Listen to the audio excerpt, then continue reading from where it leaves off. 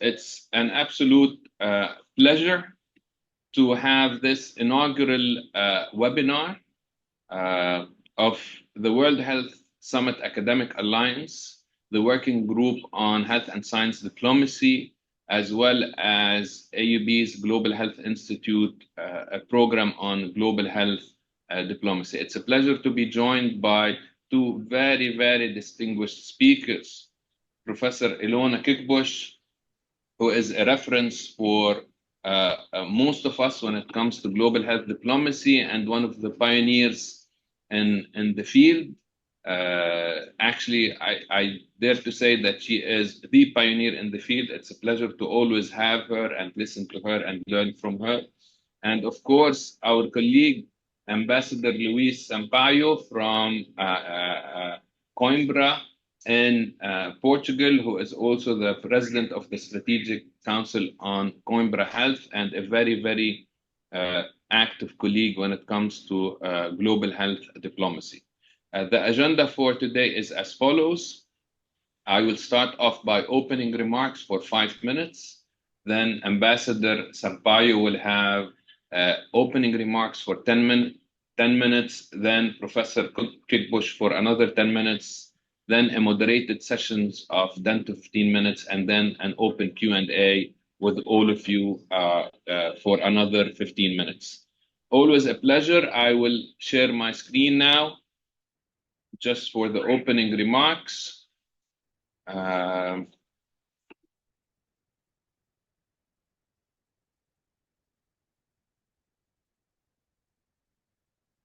you see the screen? Okay. Can the team please allow the screen sharing?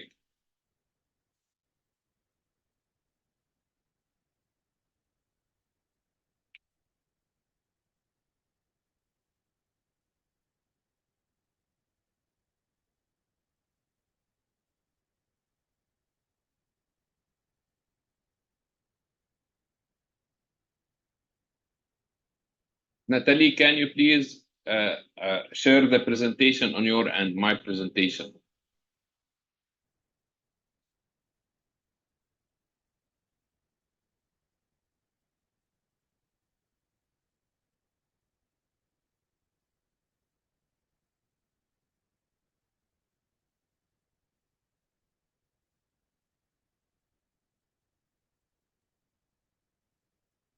Okay, perfect. So happy to have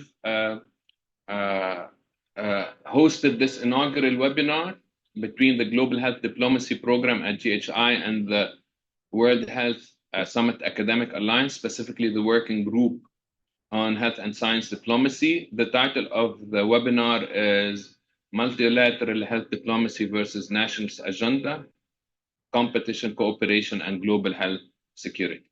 Next, please. Just a little bit about the Global Health Institute at the American.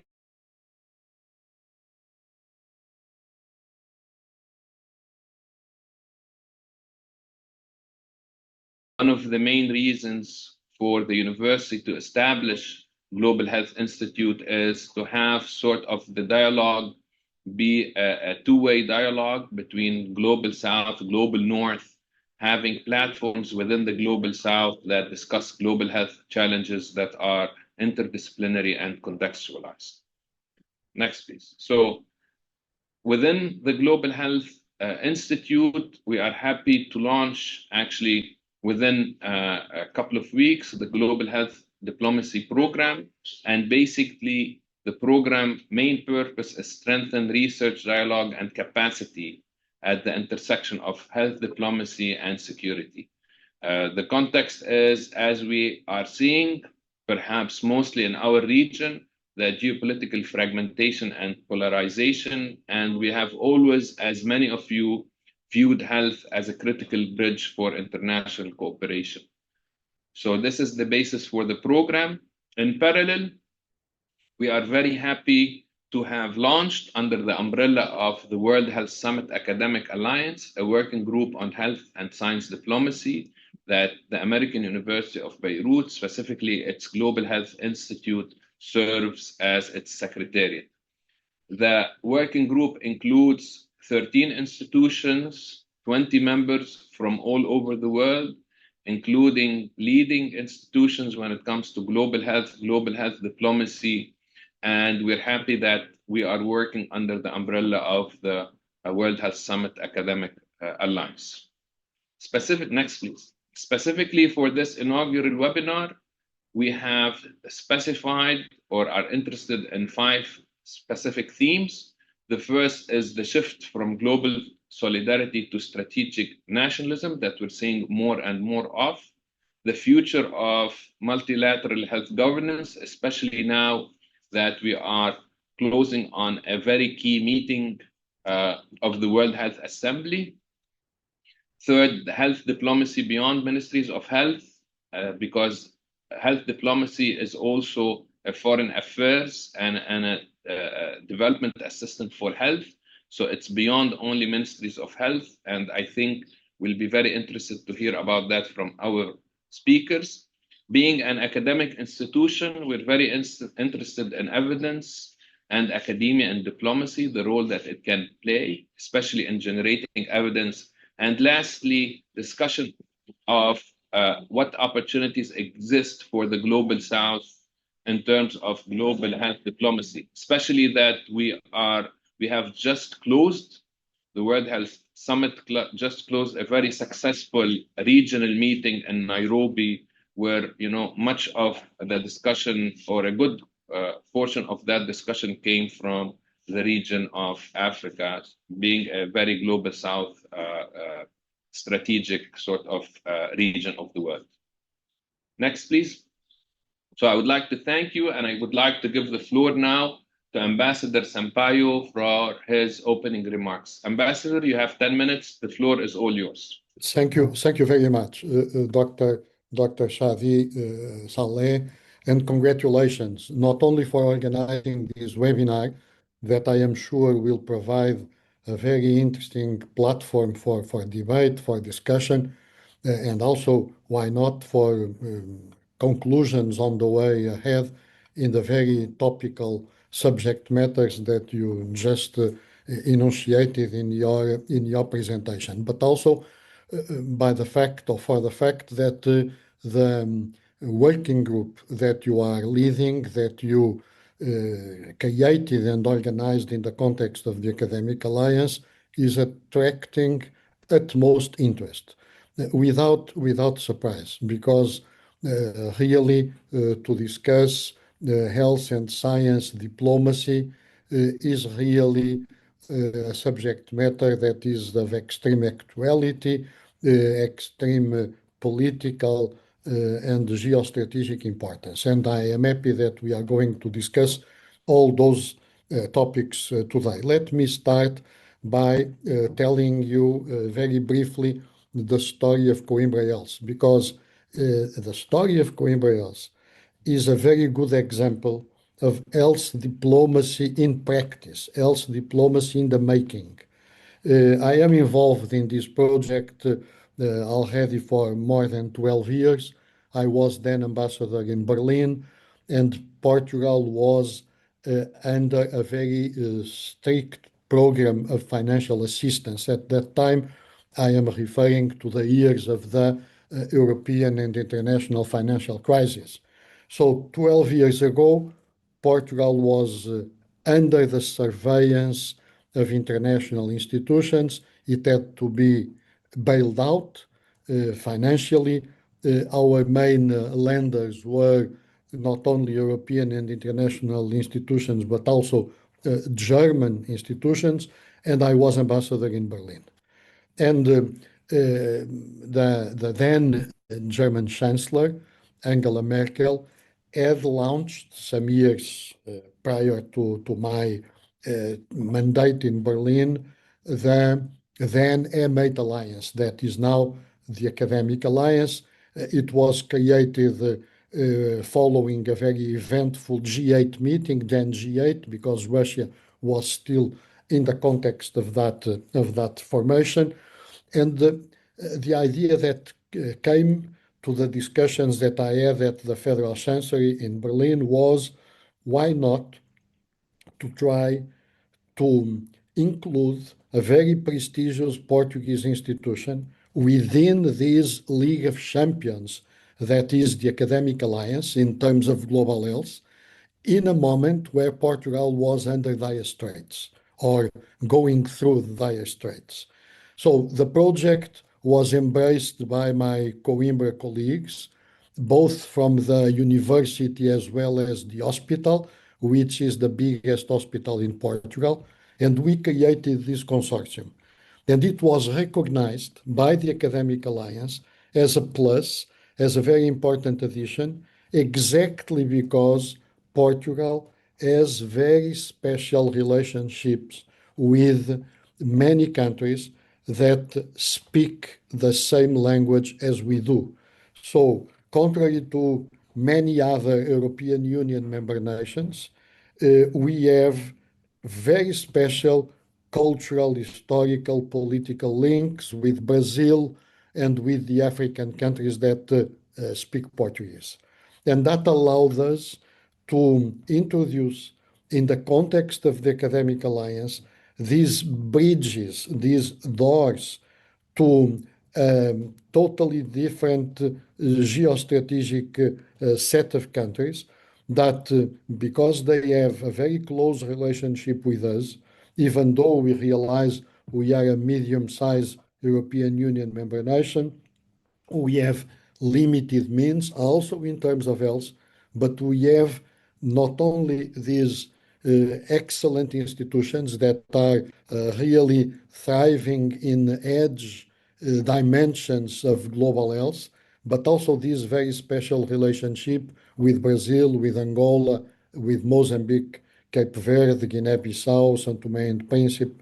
And so we are very happy to be playing within the Academic Alliance a very active role, exactly because besides all the other dimensions of the Coimbra ecosystem, and it is a very rich ecosystem, not only in terms of global health, but also in terms of research, very advanced procurement of very novel methodologies to fight very specific kinds of diseases. We have also this capability to reach out, to open doors, to establish bridges, and that really contributes to the extraordinary rich framework that the Academic Alliance encompasses.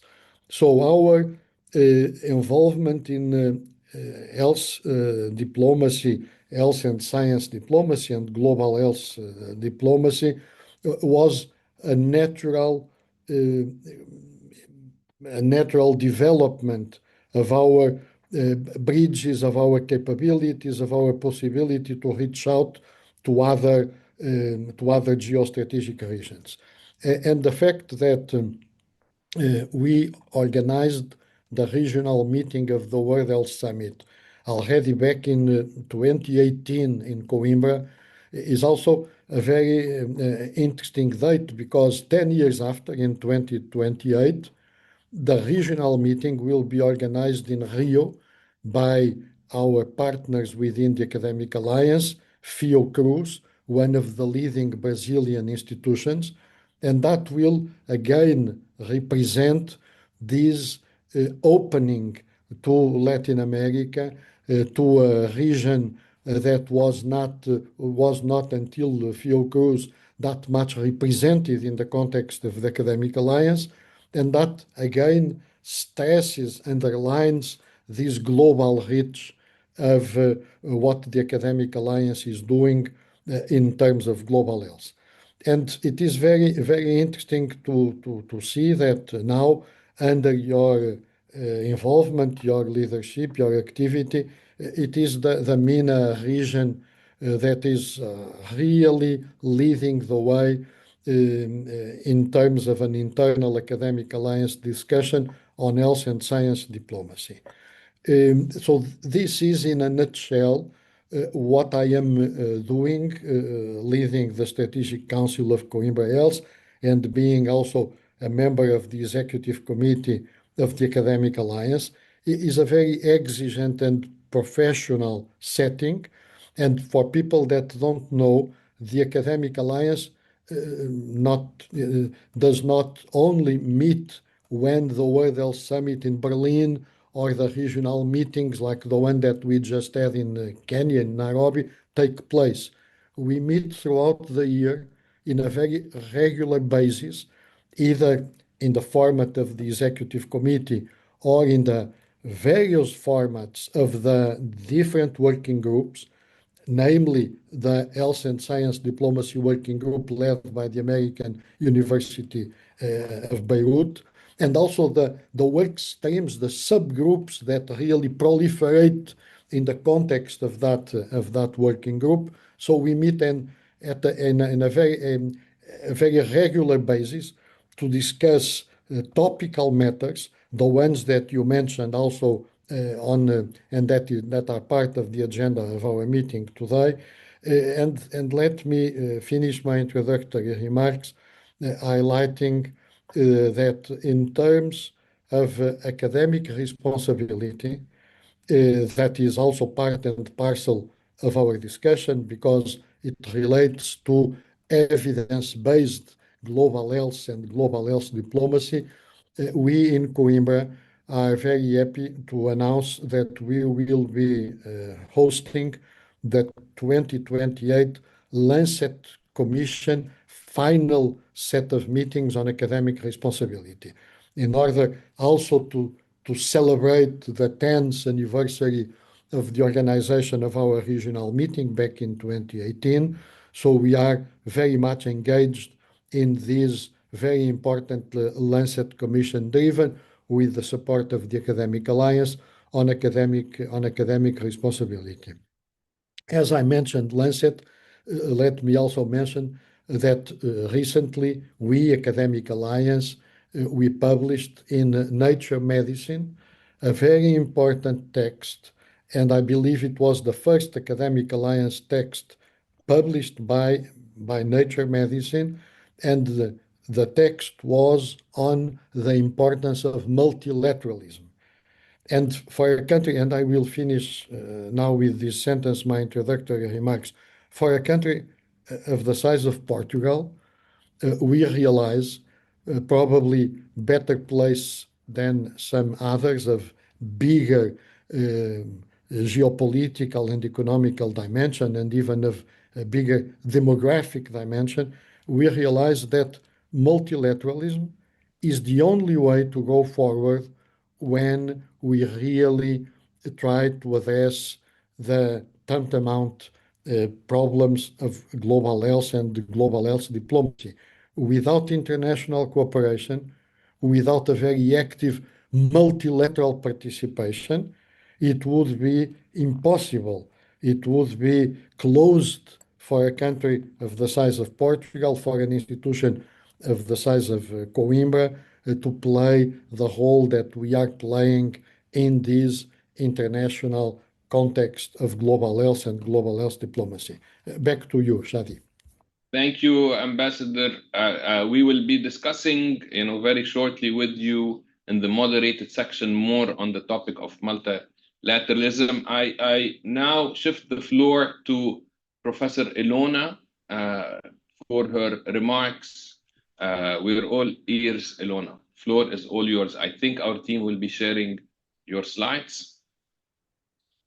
Thank you very much, Shadi, and I'm really, really delighted to be here. And I'm particularly happy also, and I just echo the words of the ambassador that the World Health Summit Academic Alliance has taken up the critical issue of global health diplomacy, and as an academic alliance included the notion of science diplomacy, because it is absolutely critical in the debate around global health diplomacy, which is always a debate about power and interests, that what we can call epistemic architecture, who defines the problem, who defines the evidence, who defines the priorities, is absolutely critical. And science diplomacy sometimes has the opportunity to bring people together in a different way than global health diplomacy has. And I think this interface, this marriage of the two, is absolutely essential. You indicated, Ambassador, the World Health Summit was created, I believe, in 2009. And we in Geneva organized the very first health diplomacy course in 2007. This was something that had not been done before, and I'm very proud that now, about 20 years later, there are so many initiatives on global health diplomacy that it has moved forward. Of course, the crises of multilateralism and many of the issues that I will touch on in a minute contribute to that, because people are realizing how important it is to come together, how important it is to negotiate, and maybe in the face of a crisis and seeing what one is about to lose, one actually moves forward to save it. But at the same time, as we know, the present rupture means that we have to start thinking differently, and there are different issues on the global health diplomacy agenda than we might have discussed in about 20 years ago. And just as an aside to the ambassador's comments, it was it was a great honor also at the Nairobi regional meeting to meet the Portuguese Minister of Health, which also showed the importance that Portugal puts to these links to the African countries, and the investment in moving forward the agendas together. So if we could just move on with the slides, I'll speak about 5 challenges, and I think we might be picking them up in the conversation afterwards. First of all, what we all consider the big crises in global health is, as the Prime Minister of Canada said on several occasions this year, is a structural rupture. It is really an opening up of a big gap. It is a crisis.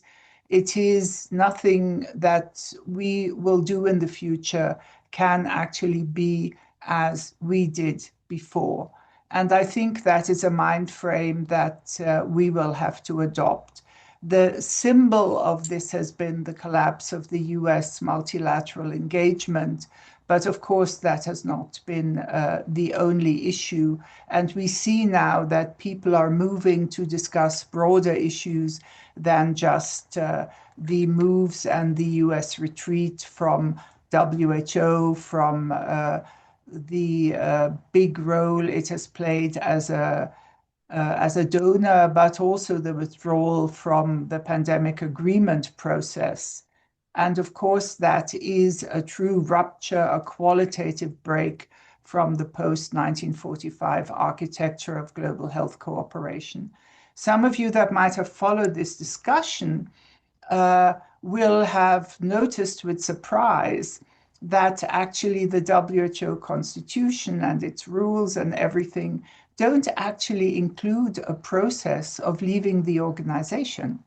It is only the United States that at that time negotiated a separate agreement that allowed it to leave under certain conditions that the US is presently not fulfilling. But when Argentina came and said, we also want to move, it became clear that the founding fathers, and I can understand their sentiment, particularly after the Second World War, just couldn't imagine that anybody would want to leave this global organization, because only in working together on health can we ensure that each and every person in each and every country has access to health.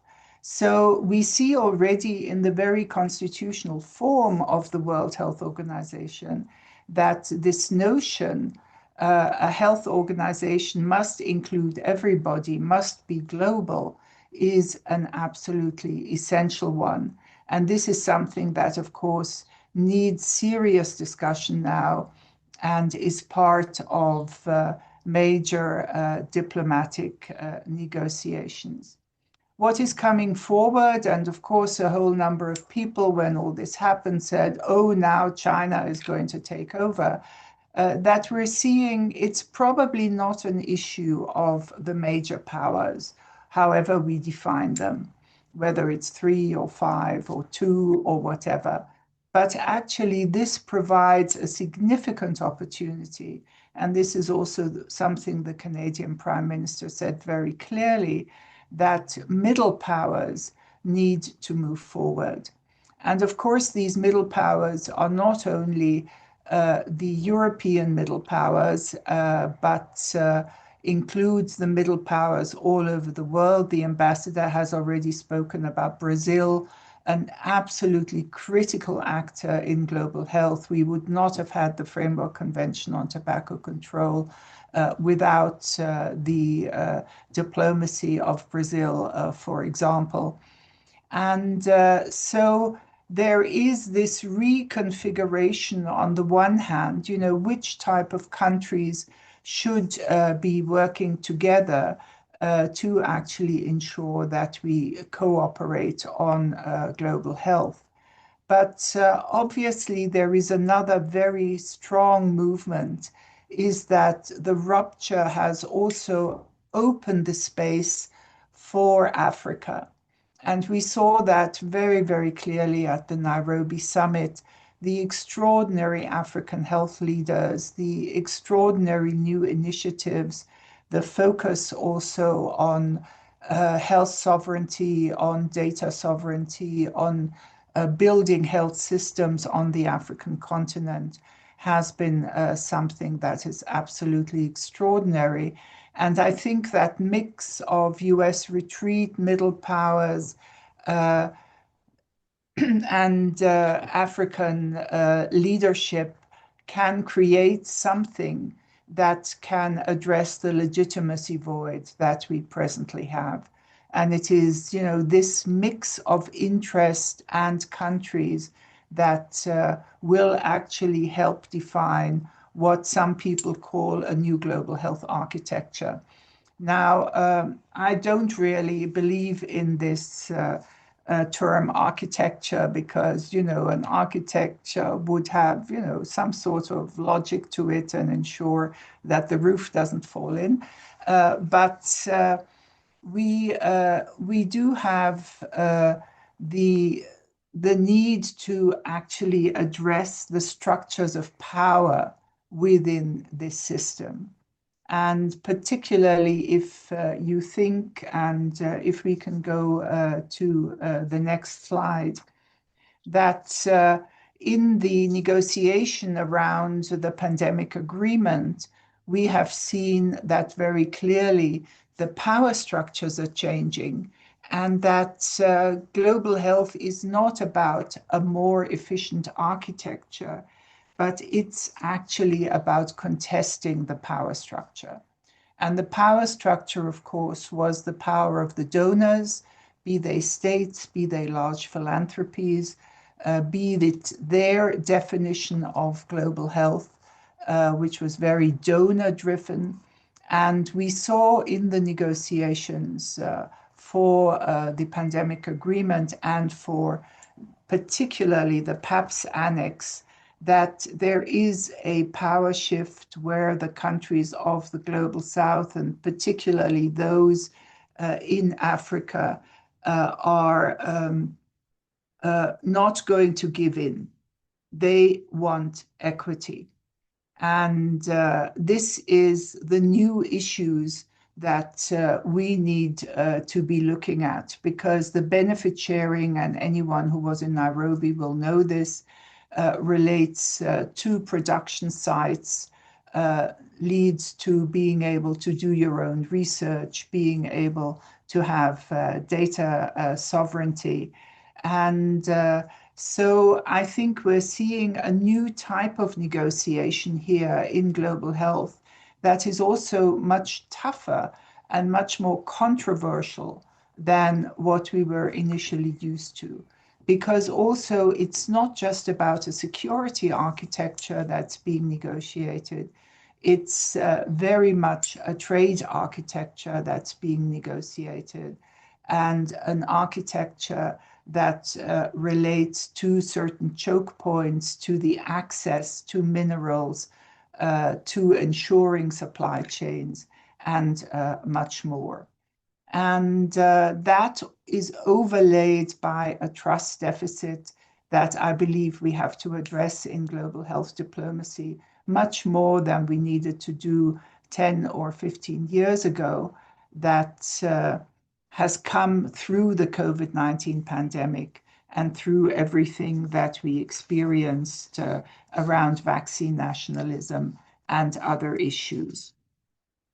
So if we just go to the next slide, what we are seeing, and we're seeing that increasingly on the one hand through the action of the United States, but of course also of other countries, be they China, and be they the EU in new types of agreements, particularly also with the African Union and others, that we see the issue of data, the issue of supply chains, etc., being instruments of geopolitical bargaining.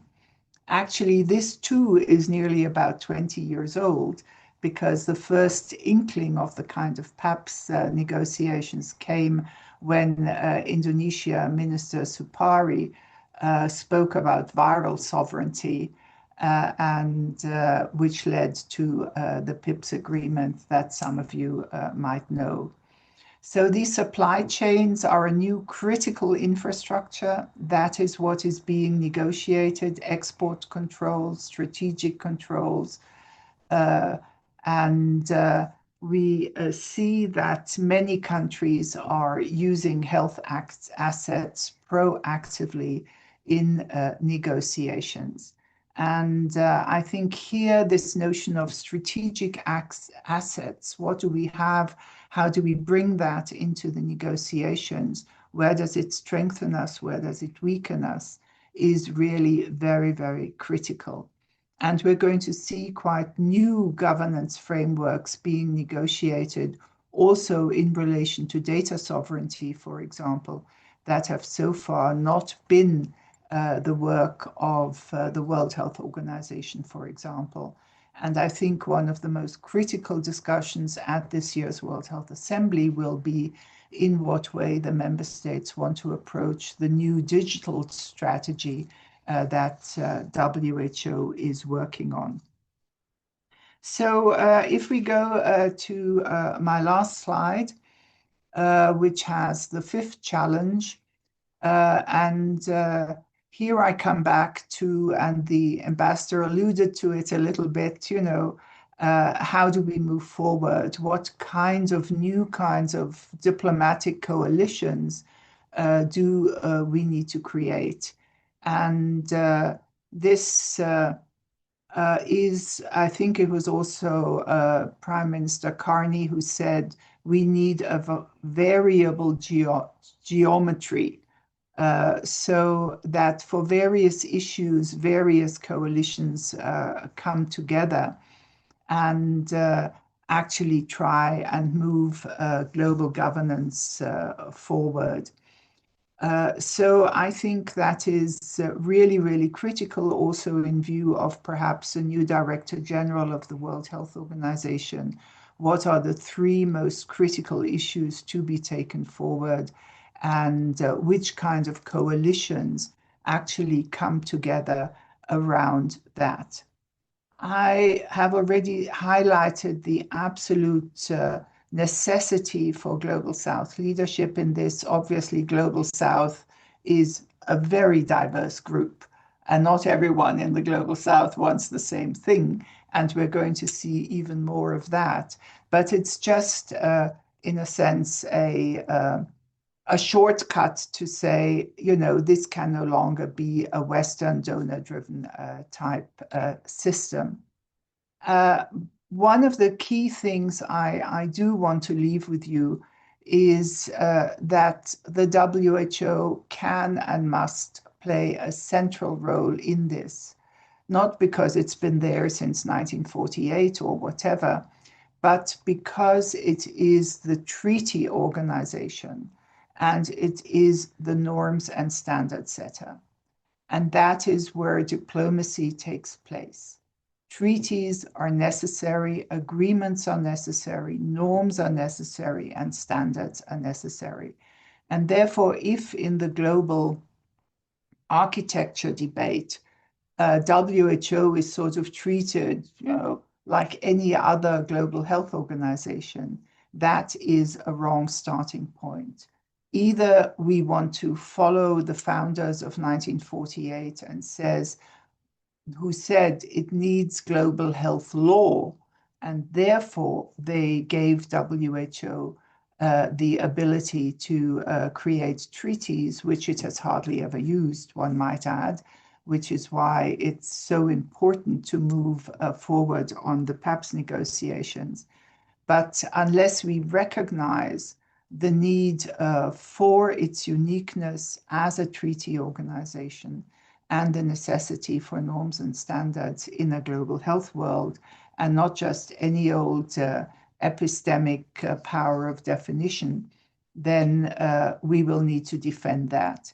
And that means global health diplomacy, and I will end with that, will be much more difficult, will be much more controversial, will be much tougher than it was in the past. And that is why the kind of initiatives that are now being created also through this initiative to train, to develop better, deeper, well-prepared health diplomats, no matter whether they come from foreign policy, from trade policy, security, or health, is absolutely essential. So thank you very much for this initiative. Thank you. Thank you, Ilona. Thank you, Ambassador. So I will start the section on moderated questions. I'll ask 3 or 4 questions to our panelists. I would ask the participants, please, to type in their questions either in the Q&A session or in the chat session for the panelists. I will start off with a question to Professor Kickbush. Professor, you mentioned that the whole issue of the global health governance rupture, as you call it, has resulted in the strengthening of several sort of regional coalition. You mentioned EU health sovereignty. You mentioned the Berlin-Geneva link. You mentioned the global South, specifically Africa. So my question for you is that does that shift from sort of global solidarity to regional solidarity? Is that the right direction that should happen when it comes to global health? What are the positives? What are the negatives of such a movement that is already happened? Well, I think that this regional consolidation is a very important step on the way. And we will see that particularly those countries that have had very little to say so far are working both on their national health sovereignty and on their regional sovereignty. Because again, if I take the discussions in Nairobi, it was very clearly said, yes, we need local production, but we need to coordinate. Not every country in Africa needs to produce the same pharmaceuticals and compete. We need to have a coordination. This is a simplistic example, but I think it gives the picture. So I think this manifestation and finding positions that are then put forward on a global stage where it needs global agreements. For example, many supply chains are global and will obviously need agreements around trade and other issues. So it is also important that the WHO then, as a organization with legitimacy and convening power is able to bring those kind of discussions together, because also it is not only those regional discussions that are sort of geographically defined, but it is also, the political groupings that have been created over the last years, if it's G7. And at one point, it was absolutely critical. Angela Merkel played a key role in putting global health on the G7 agenda and then on the G20 agenda. We see that the BRICS countries are discussing health much more than they did in the past, and they are expanding, particularly their research activities, addressing, that epistemic inequality. So there is, this very active diplomacy undertaking, which in the end, though, in order not to become purely competitive, and then there are the attempts, can the EU, what can it do together with Africa? What can it voice in the G20? And it was fantastic that, the African Union joined the G20, so that both the EU and the African Union are there also when we speak about health. So I think it's a very healthy movement right now, but it needs a global organization, a strong organization that can pick up these exciting developments and bring them into the World Health Assembly, bring them into the negotiations that are happening globally. Thank you, Professor Kirkbush. A question to the ambassador now. Ambassador, you have been a career diplomat. As you mentioned, you were the ambassador to Germany. And now you're playing a bigger role in global health. My question to you is, in your experience, health ministries of health have been sort of the lead when it comes to the health agenda, when it comes to the global health agenda. But in the new world that we play in, or that we are in, it seems like other ministries or state agencies have an equal, if not a more important role when it comes to global health issues, development assistance for health, foreign affairs, and others. So can you please talk to that? Thank you very much. That is an extremely important question, because global health needs to be taken on board in a very horizontal way by governments, by administrations. It is no longer possible that matters related to global health or global health diplomacy, or even the sheer participation of countries within the context of the WHO, the WHO Assembly, or the normal, routine, frequent meetings of the WHO are the sole responsibility of ministries of foreign affairs and ministries of health, because there are across the board implications, as you mentioned, that really need impose the involvement of ministries of finance, of economy, of trade, and even of other sectors that are called in when the discussions about global health and global health diplomacy take place. So indeed, it is a very horizontal, a very transversal responsibility, and heads of government, prime ministers, presidents, they really need to take on their own political agenda as one of their top priorities the questions of global health and global health diplomacy. But if I may, profiting from the opportunity as I have the floor, it is obviously very, very difficult, almost a mission impossible task to comment on the very comprehensive and very knowledgeable presentation that Professor Kirkbush just made, and I think that we all should be grateful to her for the very comprehensive, but again, a very concise presentation of the geostrategic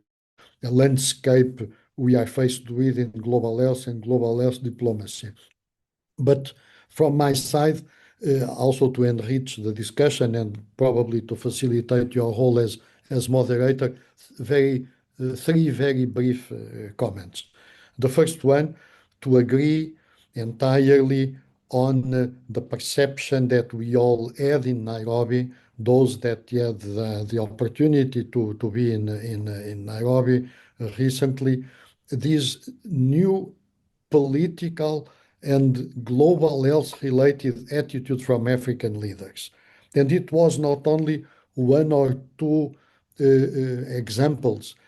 Across the board, there is a new mentality, a new attitude on the rise. The ownership, the idea that the days of global health priorities and strategic decisions being very much donor-driven is over. And that feeling of ownership, of empowerment, was very visible, almost palpable to all of us that participated in the various meetings in Nairobi. And that is very good news. But that also entails, as Professor Kikbush also referred to, greater responsibility for African leaders, for regional leaders. That entails also a need to cooperate more, to consolidate more their regional mechanisms of cooperation. And as it was said, when it comes to the sheer global south concept, not everybody agrees what that means and what are the priorities. So that is a very important debate, a very important process, a long way to go. Right. Then my second comment, if I may, and I don't want to abuse of my time, but my second comment is about, because I think that was not mentioned in the remarks of Professor Kikbush, the relationship between peace and global health. And we need also to reflect on that. And we need also to include that in our discussions, in our priorities when it comes to global health diplomacy. Peace is an indispensable dimension of global health. And of course, because peace is also a process in the making when it comes to diplomacy and negotiations, it has a very direct relationship to global health diplomacy. My last comment on the remarks of Professor Kikbush, and I already had the opportunity to discuss with her bilaterally what I think about the rapture and the situation that we are faced with the new set of policies that the United States administration took on board and is pursuing. I believe strongly that we need to try to do our utmost, our best efforts in order to keep on reaching out to the United States. It is our responsibility to try to keep the United States on board also when it comes to global health and global health diplomacy matters. From our side in Coimbra, we are determined to reach out to academia, to think tanks, to the capital, in order really to convey the message that we should really not lose the United States of America in the process. And as you know, Dr. Shadi Saleh, we are trying to bring the University of Memphis, the public health school of the prestigious University of Memphis, into our working group on health and science diplomacy. Thank you, Ambassador. We have, I have so many questions, but we have people from the floor asking few questions. So I need to be also responsive to that. The first question is to Professor Elona. The question says, from a human rights perspective, how does structural uncertainty in global health programs affect the identification, protection, and rehabilitation of human trafficking victims? Well, it partly relates to the peace and health agenda as well, because since we are in a situation of so many wars, we have, a complex environment that we used to call, or sometimes still call, humanitarian, but is actually something else. It is, the pressure on people that they have to migrate, that they have to seek asylum. It is the fact that they are exploited, as the question says, and trafficked. Many of these people are women. We see an increase in the numbers of drastic exploitation. And we also see the growth of criminal organizations who do this and who also use, and that is why I'm always so keen on digital governance, who also use the new digital tools to scare women, but also young men and boys. It's not an exclusive gender of one gender. And I personally believe that this is an issue that should be much more strongly on the global health agenda as the exploitation of people, because it is, you can, even if you want to use an extreme argument, it is linked, it is a commercial determinant of health. People are being sold and their lives are being destroyed. It's an industry. And because it's an industry, a purely humanitarian response is not sufficient. So the link into the human rights agenda is, of course, critical. And as the WHO Constitution says, health is a human right. And we will need to approach that with much more visibility, and also calling a spade, where countries themselves are engaged in this new type of slavery. Thank you. A question to Ambassador Sampaio, also from the floor, is, with current difficulties of health diplomacy, do you think that digital health diplomacy, especially in areas such as AI governance, data sovereignty, and others, how do you see that within the overall frame of global health diplomacy, the issue of digital health? Thank you very much. The Academic Alliance and also, of course, the World Health Summit is devoted more and more energy and time to the questions of digital health and the implications of artificial intelligence in global health and in global health diplomacy. If we look at the agendas of the last two World Health Summit meetings in Berlin, and also the same pattern is shown by the agenda of the last regional meeting of the World Health Summit in Nairobi.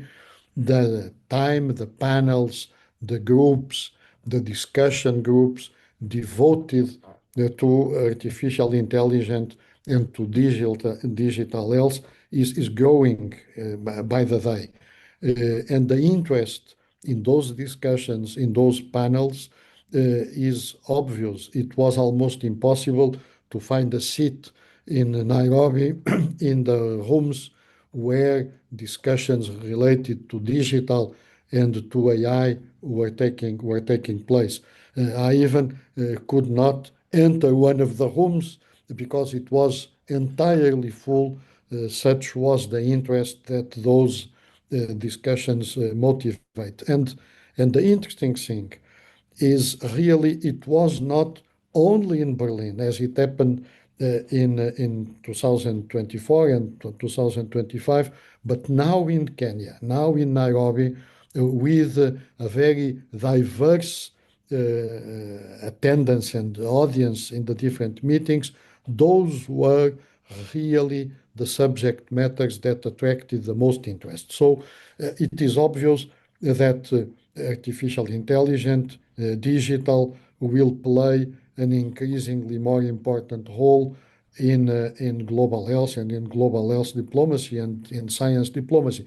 We are also discussing that on our time, and we have one more question. Okay, thank you. So the last question is to Professor Kickbush.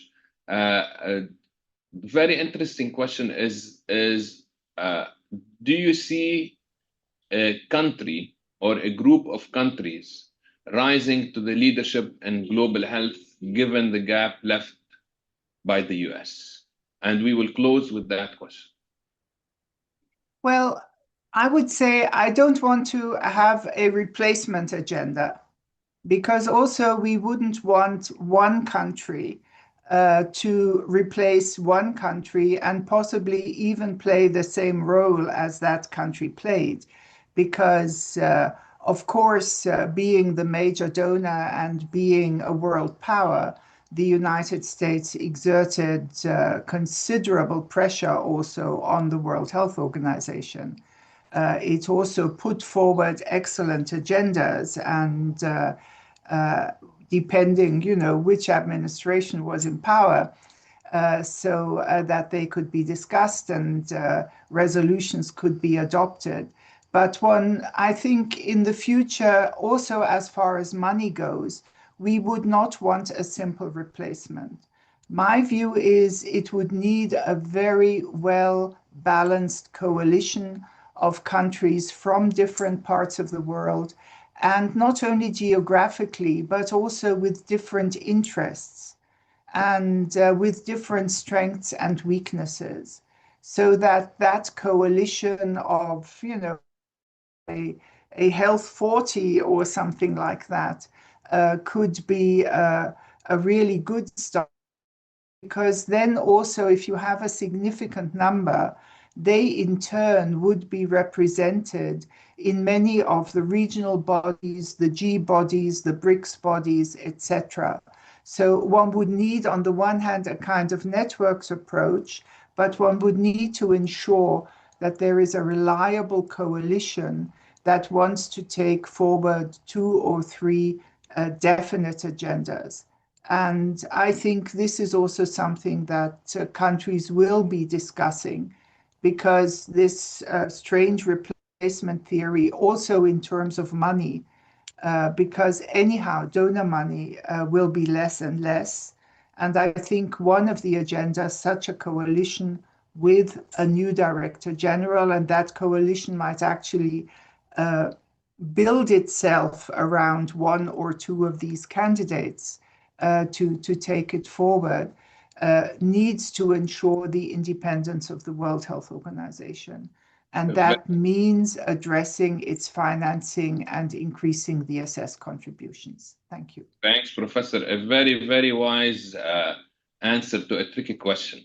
So thank you so much. I'm very wary of time, so thank you for the panelists, Professor Kickbush, Ambassador Sampaio, all of the participants. I'm happy to share that we were recording this webinar and we will have it on our social media and on our website. I would invite all of you to stay engaged with us in the World Health Summit Working Group on Health and Science Diplomacy, as well as AUB's Global Health Institute program on global health diplomacy. Thank you so much for the time. Thank you for the panelists. Always a pleasure to listen to you and to learn from you. Thank you.